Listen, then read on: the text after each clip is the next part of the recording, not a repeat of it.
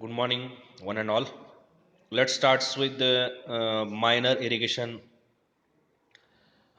Second particular project, that is percolation tanks. In minor irrigation projects, Bandara irrigation system is already studied.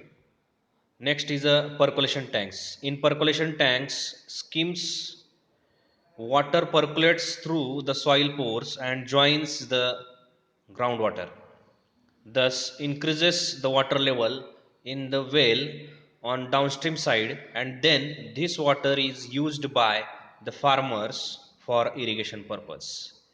In this project, the particular barrier which will be constructed or executed on the particular site, and from that barrier water will allow to percolate from that particular barrier and will joins the downstream side open wells and tube wells, and that particular water useful for the irrigation purpose by the farmers. म्हणजे काय केलं जातंय, farmer कडून इरिगेशनसाठी हे पाणी परत वापरलं जातं.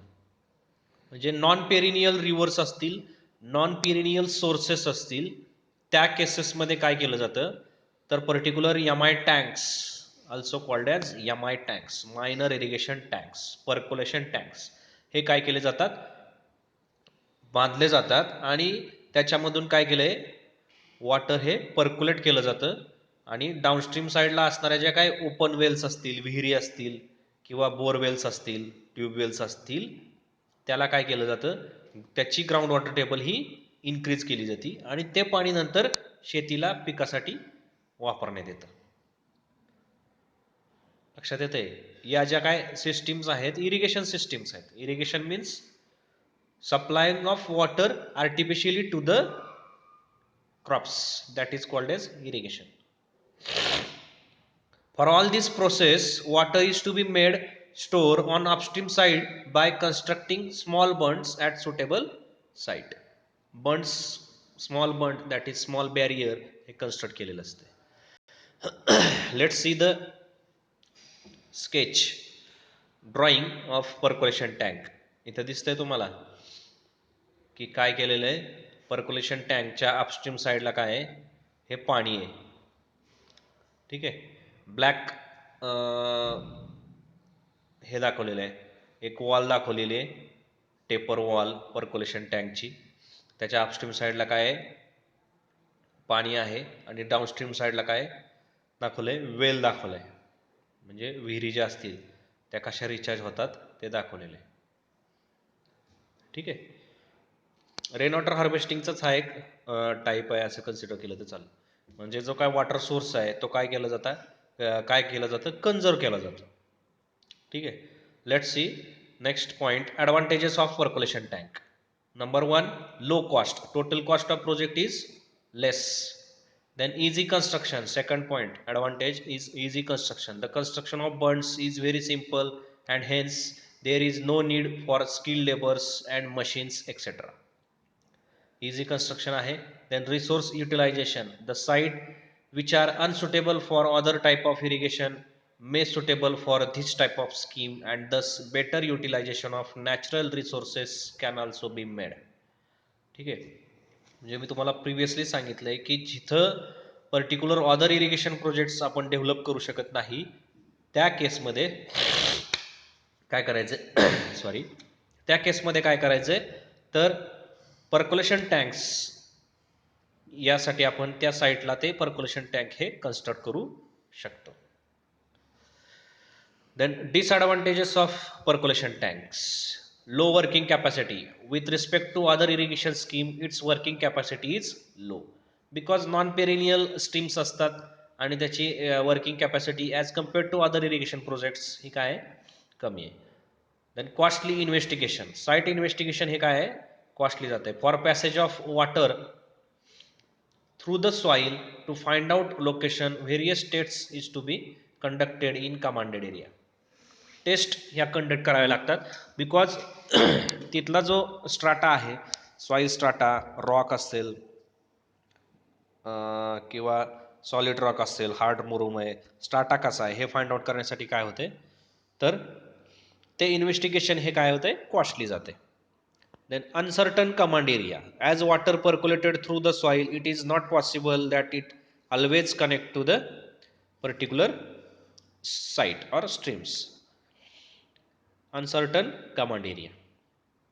कमांड एरिया म्हणजे कल्चरेबल कमांड एरिया ज्या पर्टिक्युलर त्या रेडियसमध्ये किती आहे याची अनसर्टन्टी राहते, बिकॉज वॉटर हे काय होतंय, पर्कोलेट होतंय soil through. Then next, site selection for the percolation tanks. The bed of tanks should be porous. Porous पाहिजे, परवियस पाहिजे, so that water will percolate and join the ground water table.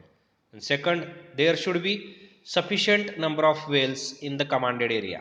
म्हणजे downstream side हा command area आहे, तिथं काय पाहिजेत, number of wells, tube wells, open wells available पाहिजेत. If wells R not there, then it will have to dug, that is it will have to create the particular wells, open wells, tube wells.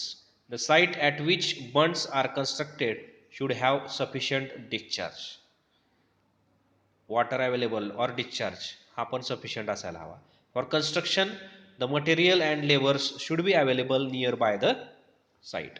म्हणजे हा पण एक मुद्दा आहे की locally available sources हे पाहिजेत, नाहीतर मग काय होणार आहे, परत कन्स्ट्रक्शन कॉस्ट आणि एक्झिक्युशन कॉस्ट ही वाढणार आहे. ठीक आहे. This is all about the percolation tank. The next scheme is the lift irrigation system. Lift irrigation is practiced when the water is supplied at low level to run by gravitation on the land. Water is lifted by mechanical means. Irrigation from wells is the example of lift irrigation, in which water is lifted up to the surface and is then supplied to the agricultural field. ठीक आहे. म्हणजे काय केलं जातंय, जे काय पाणी आहे ते लोअर लेवलवरून उचललं जातं by using the pumps, motor, आणि तिथून ते पाणी कुठं जात आहे, हायर लेवलला जात आहे की जिथं इरिगेशन करायचं आहे आपल्याला. This is the layout of lift irrigation in which river is the source, then intake channel, intake chamber, then sluice valve, inlet pipe, then pump house दाखवलेला आहे. Before the pump house, jack well is also shown in circle shape. Then pump house, then rising main.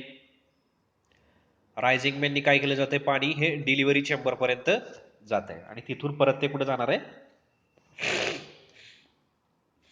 Distribution सिस्टीमला जाणार आहे की जिथं level surface आहे, आणि नंतर ते पाणी बाय ग्रॅव्हिटी हे ॲग्रिकल्चरल लँडपर्यंत पोचलं पाहिजे.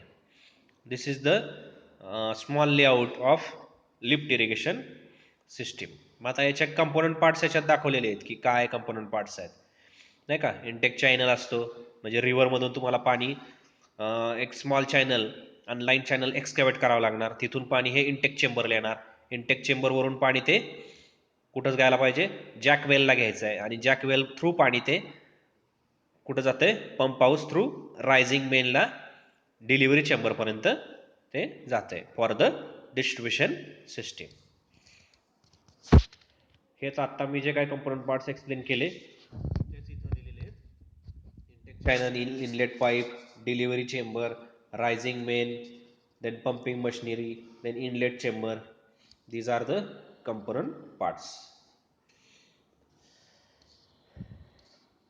This is all about the minor irrigation system. In the next session, we will study micro irrigation. There are 4 different types: sprinkler irrigation, drip irrigation, furrow method, and basin method. ठीक आहे. Continue with the next session. Sprinkler irrigation system, that is मराठीत आपण काय म्हणतो त्याला, तुषार सिंचन. याच्यामध्ये photographs पण दाखवले स्प्रिंकलर इरिगेशनचा, आणि सेक्शनल लेआउट पण दिलेला आहे, सेक्शन दिलेला आहे. मला वाटतं युनिट फर्स्टमध्ये हे कव्हर झालेलं आहे, स्प्रिंकलर सिस्टीम. ठीक आहे, component parts, pumping equipments, main delivery pipe, distribution pipe, त्याला लॅटरल्स म्हणतो आपण, आणि स्प्रिंकलर्स असतात, नोझल्स असतात.